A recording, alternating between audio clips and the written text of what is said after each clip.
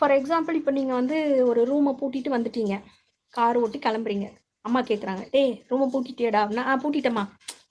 நல்லா யோசிச்சு சொல்டா, பூட்டினியா அப்படின்னும் போது என்ன அம்மா அதட்டி கேட்குறாங்க. ஒருவேளை நம்ம பூட்டினோமா இல்லையான்னு ஒரு டவுட் வந்து யோசிப்போம்.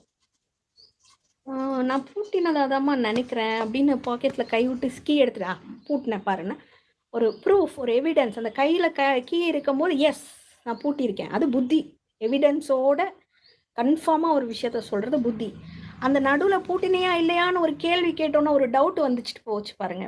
ஒரு எஸ் ஆர் நோன்னு சொல்ல தெரியாத ஒரு குழப்பம் வந்தது பாருங்க. அந்த குழப்பம் மனம். கன்ஃபார்மாக எஸ் நான் பண்ணேன் அப்படின்றது ஒரு எவிடன்ஸோட சொல்கிறது புத்தி.